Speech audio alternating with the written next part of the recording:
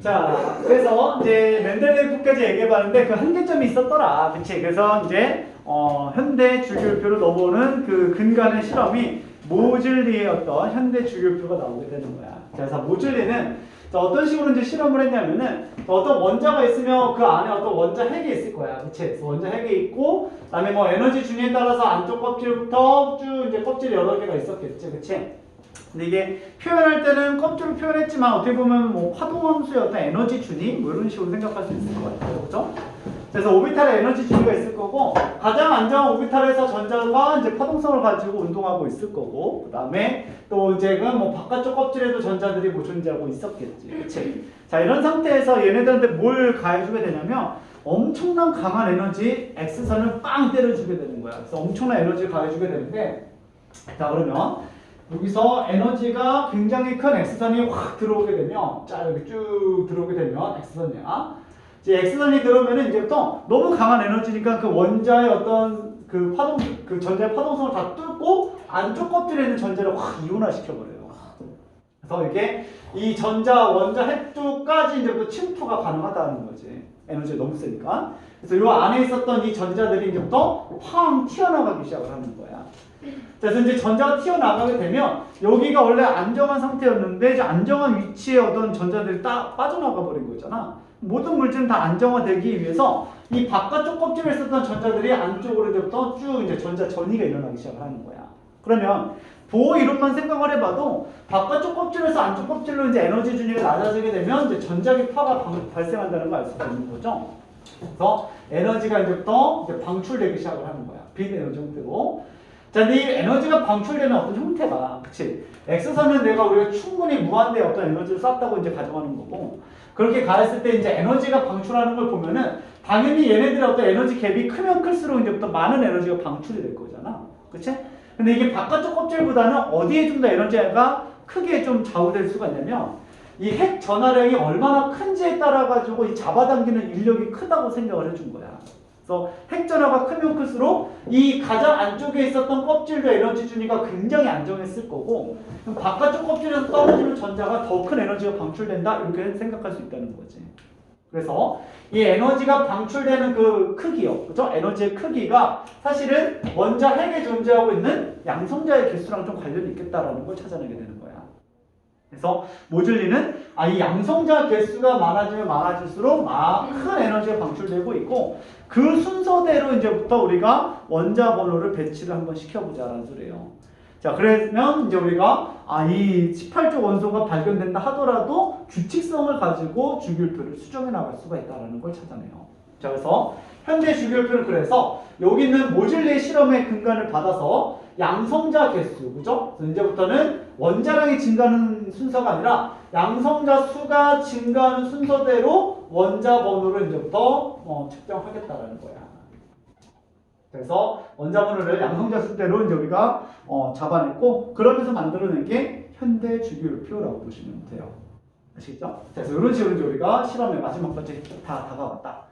자, 그래서 만들어진 현대 주기율표를 한번 그려보게 되면 원래는 굉장히 큰 주기율표죠, 여러분들. 그래서 자, 실제로 이런 식으로 이제 우리가 그려나갈 수가 있을 것 같은데 자, 1조, 2조, 그 다음에 13조까지 있을 것 같고요. 쭉 있고, 그 다음에 이것도 이런 식으로 그려보고 그렇죠? 이렇게 쭉 그려지다가 여기서 쭉 올라와서 쭉 가고 이 정도 한번 올릴까요? 이렇게 올려봅시다. 자, 이렇게 그려지는 거죠. 쭉 그려지는 거고. 자, 그래서 그려보면 이런 식으로 얘기할 수가 있겠지. 쭉 그려지고, 그 다음에 이런 식으로 쭉 그려줄 수가 있는 거야. 그 다음에 여기서 또 이렇게 그려볼까요? 자, 그려보고, 저게 13, 14, 15, 16, 17, 18 이렇게 만드는 거죠. 그쵸? 자, 그래서 우리가 가만히 보면은 이제 세로줄을 이제 우리 뭐라고 얘기하고요? 족 이렇게 얘기해 주는 거죠. 그래서 1족, 2족, 그 다음에 3족부터 11족이 있을 거고요. 그 다음에 12족으로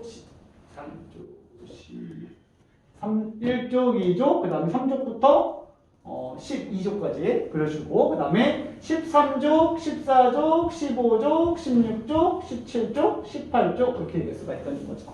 그렇죠? 자, 이렇게 이제 장주기 그려놓을 수 있고 그 다음에 여기서 이제 가로줄을 이제 주기라고 얘기하잖아. 그래서 1주기, 2주기, 3주기, 4주기, 5주기 해가지고 7주기까지 있다고 보시면 돼요. 그래서 주기는 7주기까지 있고 족은 18족까지 존재합니다. 이렇게 이제 우리가 현대 주기표를 그려나갈 수가 있겠지. 그치? 자, 그래서 우리가 이제 각각의 족을 우리가 가만히 보니까 아까 어때요? 자, 이 족의 번호가 자, 이제 3족에서 12족은 이제 우리가 제외하고 자, 얘네들 제외하고 나머지 1족, 2족, 13, 14, 15, 16, 17, 18을 가만히 봤더니 같은 족이 지금 원자과 전자수가 이 끝자리 숫자랑 같다는 것을 찾아내게 되는 거죠. 그래서 이 세로줄에 있는 녀석들이 이게 화학적 성질이 비슷하다라는 걸 찾아냈고 그 다음에 이 가로줄이 의미하고 있었던 게 가로줄의 그 주기 번호가 껍질수랑 또 이제 같구나라는 것도 아까 전에 우리 찾아낼 수가 있었던 거야. 그치? 자, 이런 식으로 이제 좀 정리를 해봤는데 요걸 가지고 이제 우리가 원소를 조금 분류를 한번 해보자라는 소리야. 알겠죠?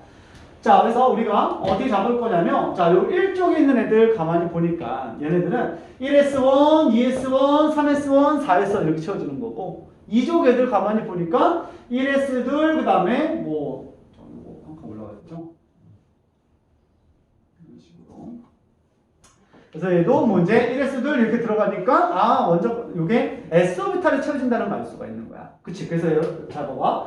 자, 이렇게 1족과 2족 애들은 어디에 지금 전자가 채워져 있냐면 S오비탈에 전자가 채워져 있다는 걸 알 수가 있거든. 그래서 얘네들은 이제 우리가 뭐라고 얘기하냐면은 S구역 원소들이다라고 얘기를 해줘요. S구역. 그래서 이거를 S구역 원소들 이렇게 얘기해 주는 거야.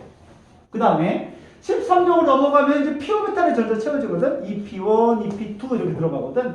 그래서 요 13종부터 시작을 해가지고 여기는 18종까지를 우리 뭐라고 얘기하냐면 얘네들은 이제 우리가 P구역이라고 얘기를 해주는 거야. P오비탈에 전자 채워졌다는 거지. 그치? 그래서 여기를 P구역 원소들이다 라고 얘기를 해주게 되는 거야.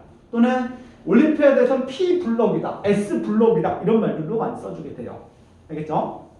자, 그리고 3주기까지는 없었는데 4주기부터는 21번부터 이제 누가 있냐면 이제 스칸딘으로 넘어오게 되면서 4S에 이제부터 전자, 3D에 이제부터 전자가 채워지기 시작하는 거야. 그치? 칼슘까지가 4S2까지 채웠으니까 3D1, 3D2 이렇게 들어가잖아. 그치? 그래서 3족에서 12족 애들은 이제 우리가 D오비탈에 전자가 채워지고 있기 때문에 얘네들은 이제 우리는 D구역 원소들이다 이렇게 얘기를 해주게 되는 거야. 괜찮죠? 자, 그랬을 때 우리가 요 S구역과 P구역에 있는 원소들을 뭐라고 얘기하냐면 얘네들을 우리는 전형 원소다라고 얘기를 해줘요. 전형 원소. 전형 원소. 그 다음에 D구역에 있는 원소들을 우리는 전이 원소다라고도 얘기해주고 이 D구역에 있는 원소들이 다 금속이거든. 그래서 얘네들 우리가 전이 금속이다 이런 말도 써주게 되는 거야. 전이 금속. 이런 식으로. 이렇게 해주는 거야. 자, 그러면 이제 이렇게 나눴던 이유는 뭐냐면 S구역이랑 P구역만 있는 녀석들을 우리가 따로 뺀 주기율표를 우리는 미니 주기율표 또는 단주기형 미니 주기율표라고 얘기하는데 얘네들은 지금 같은 족에 있는 원소들이 원자과 전자수가 다 똑같다는 걸 알 수가 있는 거야. 그래서 같은 족끼리 얘네들은 화학적 성질이 비슷한 애들이 모여있다라는 특징이 있다는 거지. 그리고 이 녀석들에 한해서는 우리가 어떤 주기적인 성질이 좀 반복되고 있다. 주기율표에 좀 더 우리가 의미를 부여할 수 있다. 이렇게 얘기해 주게 되는 거야. 반면에 D구역 원소들, 전이금속 애들은 지들끼리 좀 성질이 비슷해요. 그래서 같은 핵끼리 좀 성질이 비슷하거든? 왜냐면 4S까지 채워진 다음에 잘 봐. 4S까지 채워진 다음에 그리고 나서 3D에 채워지는 거잖아. 얘네들 원자과 전자수가 그냥 두 개로 똑같단 말이야. 그치? 얘네들은 금속의 성질을 가지고 있고 지들끼리 같은 주기 있는 애들끼리 좀 성질이 비슷해요. 그 다음에 그 밑에 내려오게 되면 이제 4D에 채워지겠지. 우리가 OS2까지 채워졌을 거고. 그치? 그래서 얘네들은 또 지들끼리 또 성질이 비슷한 거야. 그래서 어떤 세로줄이 성질이 비슷하다는 성질이 D구역은 우리가 좀 제외된다는 소리야. 그래서 얘네들은 우리가 따로 공부를 해주게 되는 거고 이 전형 원소만 우리가 따로 빼가지고 이 단주기형 주기율표를 공부하게 된다라고 보면 되는 거예요. 아시겠죠? 됐니? 예. 자, 그래서 이 D구역에 있는 원소들이 굉장히 양이 많거든? 개수가 많아. 그래서 전체 원소들은 금속 원소가 거의 대부분인 거야. 우리는 자 이렇게 단 지기형만 보니까 마치 비금속 원소가 더 많은 것처럼 오해할 수 있지만 실제로는 전이금속의 양이 엄청나게 많기 때문에 발견되어 있는 118여 종의 원소들 중에는 금속 원소가 월등히 많은 숫자를 차지하고 있다는 것도 기억하면 좋겠다. 알겠죠? 이 정도 이제 우리가 봐주시면 좋을 것 같아요. 자, 그리고 우리가 204쪽 잠깐 보면 되더라. 204쪽에 현대 주기표 있는데 그때 란타논종과 그다음 악티늄종이라고 좀 보이나요? 그쵸? 얘네들은 이제 보통 F오비탈에 이제 전자가 채워지는 애들이거든. F오비탈. F오비탈까지 채워지는 애들을 우리가 또 이 주기표에 또 늘어쓰게 되면 너무 커지잖아요. 주기표가. 그치? 그래서 걔네들은 우리가 따로 그냥 빼가지고 주기표를 만들어낸 거야. 그게 바로 한 페이지 앞으로 넘어오면 202쪽에 있다. 202쪽. 202쪽에 크게 나와있죠, 여러분들? 그래서 란타논종, 악티늄종은 F오비탈의 전자가 채워지는 녀석들이고 얘네들은 따로 빼가지고 우리가 봐야지만 주기표가 확정되는 거를 조금 나올 수 있다는 거죠. 괜찮죠? 그다음에 뭐 2016년도에 뭐 추가된 원소들도 있대요. 이건 난 대학교 다닐 때 몰랐었거든. 실제로. 왜냐면 내가 대학교 다닐 때는 이거 전이었으니까. 아 맞다, 저 이러면 안 되죠. 어쨌든 몰랐어요. 2016년도 내가 쌤, 얘 집중 안 하고 있었네. 뭐라 얘기해요? 그 대학교 저희 대학교 다닐 때는 이게 없었거든요. 뉴스 통해서 아는 게 없어. 2010년도에 추가된 원소래요. 이 파란 대로 되어 있는 건, 그치? 근데 뭐 추가 돼봤죠. 네, 뭐 그래도 나이 범위는 변하지 않아요. 31세 이상. 어쨌든 뭐 이렇게 우리가 얘기를 하고 있습니다. 괜찮죠? 자, 이렇게 좀 정리해 보고요. 자, 그래서 이 전이 금속은 실제로 이제 올림피아드 때 나랑 베이 화합물이라는 걸 공부하게 되거든. 착 화합물이라고 해가지고 컴플렉스 컴파운드라는 복잡한 어떤 화합물을 공부하게 돼요. 그때 이제 전이 금속에 대한 내용이 좀 자세하게 들어갈 거야. 좀 약간 내용이 좀 있고요. 화학원에서는 이 디오비타를 건드리지 않는 게 교육부의 방침이었어. 그래서 디오비타를 만들기 전까지만 해워라 라고 해가지고 원작으로 20번까지만 공부를 하는 거야. 무슨 말인지 알겠지? 그래서 고등학교 과정까지는 계속 주기표 외우라고 할 때 20번까지 외워야 된다 이런 말 많이 들어봤잖아. 그게 바로 디오비타를 건드리기 이전까지는 외워놔라 라는 걸 의미하고 있었던 거야. 알겠죠? 오케이. 자, 그래서 우리는 이제 또 뭐 한다고? 이 축소된 미니 주기표에 대해서 공부를 하겠다고요. 그쵸? 자, 그래서 가로줄은 뭐다? 얘는 지금 껍질수다. 전자가 채워져 있는 껍질수를 얘기하고 있고, 그다음에 요 세로줄이 이제 우리는 원자과 전자수가 다 같기 때문에 화학적 성질이 비슷하다라는 건데, 자, 요거를 항상 낚아줍니다. 뭐냐면, 여기는 수소는 우리가 금속이니 비금속이니? 비금속. 그 다음에 요 아래쪽을 가만히 보면은 리튬, 나트륨, 칼륨 이런 것들이 있거든요. 그쵸? 세시움, 뭐 루비디움 있는데, 자, 얘네들은 지금 누구야? 금속이야, 금속. 그치? 얘는 금속이고 얘는 비금속이야. 자, 원자과 전자수는 둘 다 한결 같아요, 모두. 그렇지만 얘는 비금속이고 얘는 금속이니까 성질이 같을 수가 있니 없니? 없어. 그치? 없어. 그래서 1쪽을 가장 중요하게 생각하고 있어야 돼. 1쪽을 제일 많이 물어봐. 니들 낚으려고. 가르치는 거는 이해시키려고 가르치지만 문제를 낼 때는 틀려라고 내는 거거든? 그래야 되는 거야. 그래서 항상 뭐라고 나오냐면 모든 원소는 같은 족끼리 화학적 성질이 비슷하다라고 얘기하면 틀리는 거야. 왜냐면 수소 때문에 그래요. 그래서 1쪽은요. 자, 1쪽은 수소를 제외한 나머지 원소들의 화학적 성질이 비슷하다. 이런 식으로 얘기를 해줘야 되는 거야. 알겠지? 수소는 제외시킵니다. 왕따야. 자, 그래서 수소를 제외한 이 1쪽 원소들은 성질이 좀 비슷하잖아. 그래서 우리 원심 부족도 보면은 같은 족끼리 부족이라고 얘기하잖아. 이런 것들도 얘네들도 이제 족을 하나 만들어낸 거야. 그래서 1쪽 금속들을 우리는 알카리 금속족이다라고 얘기를 해요. 알카리 금속족. 알카리 금속족. 외워야 돼? 알칼리나 알칼리나 그래. 자, 그다음에 2족. 자, 2족은 이제 우리가 또 이제 금속인 애들이거든. 뭐 벨륨, 마그네슘, 뭐 칼슘 이런 애들이 있는 건데 바리움.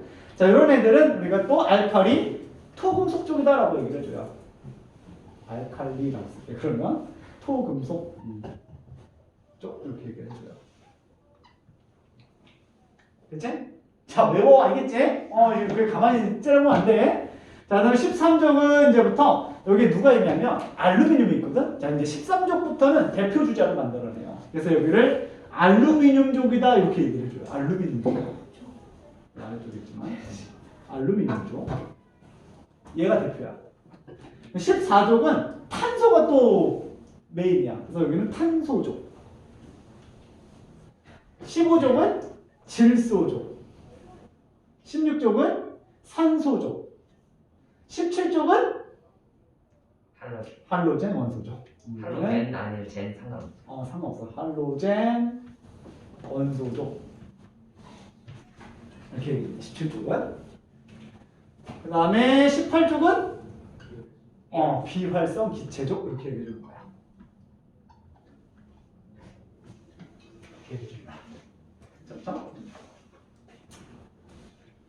자, 그리고 또 하나. 이 비활성 기체들을 우리가 가만히 보면 헬륨, 그죠? 그 다음에 네온, 그 다음에 아르곤 이렇게 있거든요.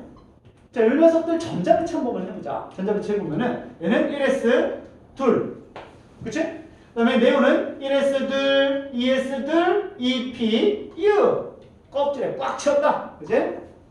자, 얘는 1s 둘, 2s 둘, 2pu, 3s 둘, 3pu 그렇게 채웠어요. 그쵸? 그럼 원자과 전자수는 모두 0개라고 얘기하는데 최외곽 전자수는 얘는 2개, 얘는 8개, 그 다음에 얘도 8개, 그 아래에 있는 뭐 크립톤, 제논 얘네들도 가만히 보면은 4s들 4p6에 채워주거든. 그래서 얘네들도 8개, 5s들 5p6 이렇게 채워주거든. 걔도 8개 이렇게 채워줘요. 그래서 이제 18조 원소를 가만히 보게 되면은 헬륨만 빼고 나머지 18조 원소들은 모두 최외곽 전자수가 8개라는 특징을 가지고 있는 거야. 그럼 이 자식들이 어떤 특징이냐면 안정한 특징을 가지고 있다라는 것도 알 수가 있는 거지.